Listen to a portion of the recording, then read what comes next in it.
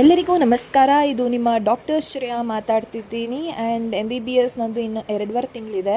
MBBS ಮುಗಿತಾ ಬಂತು. MBBS ಆದಮೇಲೆ ಮುಂದೇನು 90% ಜನ ಸ್ಟೂಡೆಂಟ್ಸ್ MBBS ಗ್ರ್ಯಾಜುಯೇಟ್ಸ್ ಚೂಸ್ ಮಾಡಪ್ಪ ಅಂತಂದರೆ ನೀಟ್ PG ಪ್ರಿಪೇರ್ ಆಗ್ತಾರೆ. ನನ್ನ ಪೇರೆಂಟ್ಸ್ ವಿಶ್ ಕೂಡ ನೀಟ್ PG ಪ್ರಿಪೇರ್ ಆಗಬೇಕು. ನಾನು ENT ಸರ್ಜನ್ ಅಥವಾ ಗೈನಕಾಲಜಿಸ್ಟ್ ಆಗಬೇಕು ಅಂತ ಅವ್ರ ಥಾಟ್ ಇದೆ, ಅವ್ರದ್ದು ಡ್ರೀಮ್ ಇದೆ. ನಾನು ನೀಟ್ UG ಟೈಮಲ್ಲಿ ನಿಜವಾಗ್ಲೂ ಹೇಳ್ಬೇಕಂದ್ರೆ ಒಳ್ಳೆ ಮಾರ್ಕ್ಸ್ ತೆಗಿತಿದ್ದೆ ಪ್ರಿಪ್ರೇಷನ್ ಟೈಮಲ್ಲಿ. ಬಟ್ ನನ್ನ ಇಂಪಲ್ಸಿವಿಟಿ ಮತ್ತು ನನ್ನ ಪೇಷನ್ಸ್ ಕೊರತೆಯಿಂದ ನನ್ನ ರ್ಯಾಂಕ್ ಸ್ವಲ್ಪ ದೂರ ಹೋಯಿತು. ನನಗೆ MBBS ಮುಗಿಸಿದ್ದೀನಿ. ನೀಟ್ PG ಪ್ರಿಪೇರ್ ಆಗೋದು ಕಷ್ಟನೇ. ಅದೊಂಥರ ಖುಷಿ ಕೊಡುತ್ತೆ ಕ್ಲಿಯರ್ ಮಾಡಿದ್ರೆ. ಬಟ್ ಸ್ಟಿಲ್ ನನಗೆ ರೆಸಿಡೆನ್ಸಿ ಹೇಗಿರುತ್ತೆ ಅನ್ನೋ ಹೆದರಿಕೆ ತುಂಬ ಇದೆ. ನಾನು ಕೋಪಪ್ ಮಾಡ್ತೀನ ಅನ್ನೋ ತುಂಬ ಹೆದರಿಕೆ ಇದೆ. ನನ್ನ ಥಾಟ್ ಏನಂದರೆ KS ಎಕ್ಸಾಮ್ ಅಥವಾ IAS ಎಕ್ಸಾಮ್ ಬರೆಯೋಣ ಅಂತ. ಗೊತ್ತಿಲ್ಲ, ನನಗೆ ಝೀರೋ ನಾಲೆಡ್ಜ್ ಅದ್ರ ಬಗ್ಗೆ.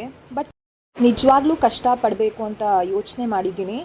ಆ್ಯಂಡ್ ನೀಟ್ UG ಟೈಮಲ್ಲಿ ಆಗಿರೋ ರೀತಿ ನಾನು ಆಗೋಕ್ಕೆ ನನ್ನ ಡ್ರೀಮ್ಸ್ನ ಸಾಯೋಕ್ಕೆ ಬಿಡೋದಿಲ್ಲ. ನೋಡುವ ಏನಾಗುತ್ತೆ ಅಂತ. ಸ್ಟೇಜಲ್ಲಿ ಇದ್ದಿದ್ರೆ ಏನು ಮಾಡ್ತಿದ್ರಿ ಅಂತ ಕಮೆಂಟ್ ಮಾಡಿ. And stay tuned. ಇದು ನಿಮ್ಮ ಶ್ರೇಯಾ ಗೌಡ.